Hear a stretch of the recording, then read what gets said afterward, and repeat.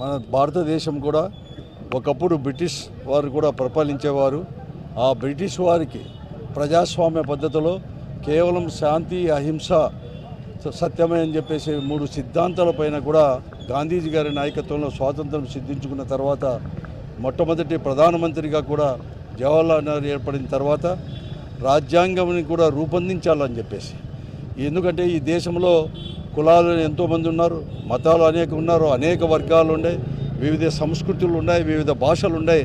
అయినా కూడా భారతదేశం అంతా ఒకే దానికి రూపొందించాలని చెప్పేసి ఆ రోజు డాక్టర్ బిఆర్ అంబేద్కర్ గారి ఆధ్వర్యంలో కూడా ఈ రాజ్యాంగాన్ని కూడా రూపొందించుకోబడింది. కూడా 1950 నుంచి కూడా ఈ భారత రాజ్యాంగం ప్రకారమే మన పరిపాలన మనమే చేసుకుంటూ పోతున్నాం. మన యొక్క ప్రజాపతులను కూడా మనమే ప్రజాస్వామ్య పద్ధతుల్లో కూడా ఎన్నుకుంటున్నాం. ఈరోజు ఒకప్పుడు పరుల యొక్క పాలనతో మగ్గిపోయిన భారతదేశస్తులు ఈరోజు మనంతకు మనమే పరిపాలించుకుంటూ ఈరోజు ప్రపంచంలోనే అగ్రగామిగా దేశంగా కూడా ఉంది. భారతదేశం సుస్థిరంగా ఐకమత్యంగా ఉందంటే రాజ్యాంగం యొక్క గొప్పతనం తప్ప కాదు. డాక్టర్ బిఆర్ అంబేద్కర్ గారు ఎంతో ముందు చూపుతో కూడా ఈరోజు కూడా మనం అందరూ చేసి ఈ రాజ్యాంగాన్ని కూడా రూపొందించుకోబడింది. అందుకోసమే ఈరోజు ఇంత పెద్ద దేశం కూడా ప్రపంచంలోనే అగ్రగామి దేశంగా ఉంది.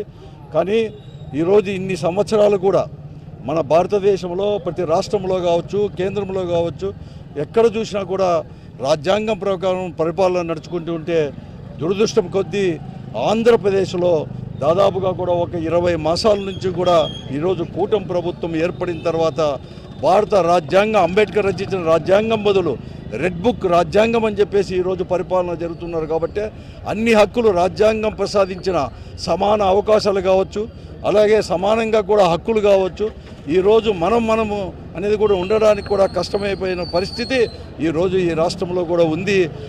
అందుకోసమే దానికి ప్రత్యేకంగా కూడా ఈరోజు కూడా రాజ్యాంగంను పరిరక్షించుకుంటూనే రాజ్యాంగం కూడా ప్రసాదించిన ఈ ఆంధ్రప్రదేశ్ పౌరులకి వారికి కూడా రక్షణ కల్పించేదానికి కూడా వైఎస్ఆర్ కాంగ్రెస్ పార్టీ జగన్మోహన్ రెడ్డి గారి నాయకత్వంలో కూడా ఈరోజు కూడా అనేక పోరాటాలు కూడా గాంధీజీ యొక్క సిద్ధాంతాలతో గాంధీ చూపిన మార్గంలోనే మనమంతా కూడా పోరాటం కూడా చేస్తూ ఉన్నాం. అంతేకాదు జగన్మోహన్ రెడ్డి గారు ముఖ్యమంత్రిగా ఉన్నప్పుడు కూడా అంబేద్కర్ గారు ఒక స్ఫూర్తి అని చెప్పేసి, అలాగే మహాత్మా గాంధీ గారి ఆధ్వర్యంలో ఏదైతే స్వాతంత్రం సంపాదించుకున్నామో అంబేద్కర్ గారు స్ఫూర్తిగా ఉండాలని చెప్పేసి ఈ దేశంలో ఎక్కడా లేని విధంగా కూడా 206 అడుగుల యొక్క విగ్రహాన్ని కూడా మన విజయవాడ పట్టణం నడిబొడ్డున కూడా నిర్మించడం కూడా జరిగింది. ఎందుకంటే ఎవరైనా కానీ చూస్తే ఆ స్ఫూర్తితో పరిపాలన చేయాలని చెప్పేసి. కానీ ఈరోజు ఏమైనా కానీ ఈరోజు వైఎస్ఆర్ కాంగ్రెస్ పార్టీ ఆధ్వర్యంలో అంబేద్కర్ రచించిన రాజ్యాంగాన్ని పరిరక్షించుకోవడానికి ప్రజాస్వామ్య పద్ధతిలో వైఎస్ఆర్ కాంగ్రెస్ పార్టీ కూడా ఎప్పుడు కానీ పోరాడుతూనే ఉంటుందని చెప్పేసి కూడా తెలియజేస్తూ మరొకమారు కూడా 77వ గణతంత్ర దినోత్సవ సందర్భంగా ప్రజలందరికీ కూడా శుభాకాంక్షలు కూడా తెలియజేస్తున్నాం. ముందుగా ప్రజలందరూ కూడా గణతంత్ర దినోత్సవ శుభాకాంక్షలు తెలియజేస్తున్నాను. 200 సంవత్సరాల బ్రిటిష్ వారితో పోరాడి ఈరోజు మనకి స్వాతంత్రం రావడం జరిగింది. అదేవిధంగా స్వాతంత్రం వచ్చిన తర్వాత కూడా 3 సంవత్సరాల పాటు బ్రిటిష్ వారి చట్టాలనే మనం పరిపాలన కూడా కొనసాగించడం చూసాం. మనకు కూడా ఒక ప్రత్యేక రాజ్యాంగం ఉండాలా, మన మతాలకు అతీతంగా మనకు ఒక రాజ్యాంగం ఉండాలని చెప్పేసి డాక్టర్ బిఆర్ అంబేద్కర్ గారు కృషితో ఆయనతో పాటు 299 మంది కమిటీ సభ్యులతో ఈరోజు రాజ్యాంగ కమిటీలు ఏర్పాటు చేసుకొని దాదాపుగా 3 సంవత్సరాలుగా కష్టపడి 60 దేశాలకు రాజ్యాంగ దేశాలకు తిరిగి వచ్చి ఆయన ఎక్కడెక్కడ ఏమేమి ఉన్నాయో తెలుసుకొని ఒక ప్రత్యేకమైన రాజ్యాంగం భారతదేశానికి రూపొందించడం జరిగింది.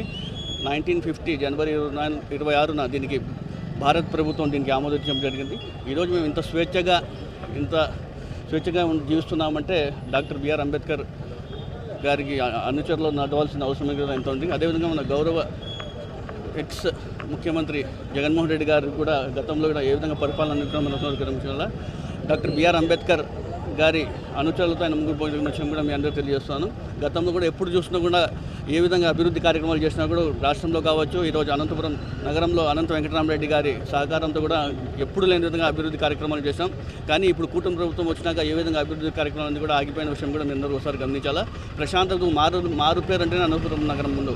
కానీ ఇప్పుడు చూసుకుంటే కన్నా ఏ విధంగా అనంతపురం నగరంలో ప్రశాంతత లేకపోయిందో కూడా ప్రజలందరూ కూడా ఒకసారి గమనించాలా. ఎక్కడ చూసినా కూడా ప్రతిరోజు ఒక ఇష్యూస్ జరుగుతున్న విషయం కూడా ప్రజలందరూ ఒకసారి గమనించాలా. దీన్ని అన్ని కూడా ఖచ్చితంగా రాబోయే రోజుల్లో మేము కూడా దీనికి కట్టడి చేసుకుంటూ ప్రశ్నిస్తూ కూడా ముందుకు పోతున్న విషయం కూడా తెలియజేసుకుంటూ మరోసారి ప్రజలందరూ కూడా గణతంత్ర దినోత్సవ శుభాకాంక్షలు తెలియజేస్తున్నాను. Thank you. ఈరోజు అనంతపురం జిల్లాలో వైఎస్ఆర్ కాంగ్రెస్ పార్టీ కార్యాలయంలో వైఎస్ఆర్ కాంగ్రెస్ పార్టీ జిల్లా అధ్యక్షులు అనంత వెంకటరామరెడ్డి అన్న గారి ఆధ్వర్యంలో పార్టీ కార్యాలయంలో జాతీయ జెండాను ఎగరేసి గణతంత్ర దినోత్సవ వేడుకలు చాలా ఘనంగా జరుపుకోవడం జరిగింది. మనకు స్వాతంత్రము ఆగస్టు 15న 1947 వచ్చినా కూడా రాజ్యాంగం అమలులోకి వచ్చిన రోజున మనము జనవరి 26న గణతంత్ర దినోత్సవాన్ని జరుపుకుంటా ఉన్నాము.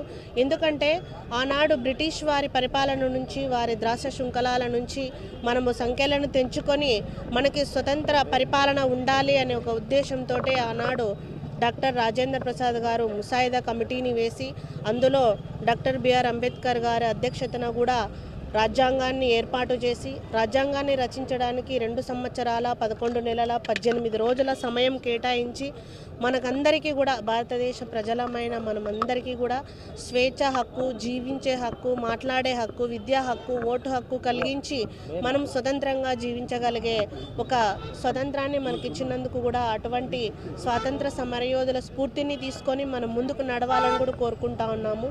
వారి బాటలో మాజీ ముఖ్యమంత్రి వర్యులు వైఎస్ జగన్మోహన్ రెడ్డి గారు నడిచి గాంధీజీ కలల కన్న గ్రామ స్వరాజ్యాన్ని ప్రతి ఇంటికి కూడా చేర్చి సంక్షేమ పథకాల ద్వారా పరిపాలన చేశారు. అంబేద్కర్ గారు కలలు కన్నటువంటి సామాజిక న్యాయము, సమన్యాయంతో ఎస్సీ, ఎస్టీ, బీసీ మైనారిటీలకు పదవులు ఇచ్చి, పథకాలు ఇచ్చి ఈ సమాజంలో గౌరవంగా తిరిగేలాగా చేశారు. ఇప్పుడున్నటువంటి కూటమి ప్రభుత్వ నాయకులు అటువంటిది లేకుండా కేవలం రెడ్ బుక్ రాజ్యాంగ పరిపాలనే ధ్యేయంగా చేస్తూ ప్రజలను అష్టకష్టాల పాలు చేస్తూ ఉన్నారు. ఇప్పటికైనా కూడా బుద్ధి తెచ్చుకొని స్వాతంత్ర సమరయోధుల స్ఫూర్తిగా ముందుకెళ్లాలని కోరుకుంటూ అందరికీ కూడా గణతంత్ర దినోత్సవ శుభాకాంక్షలు తెలియజేస్తా ఉన్నాం.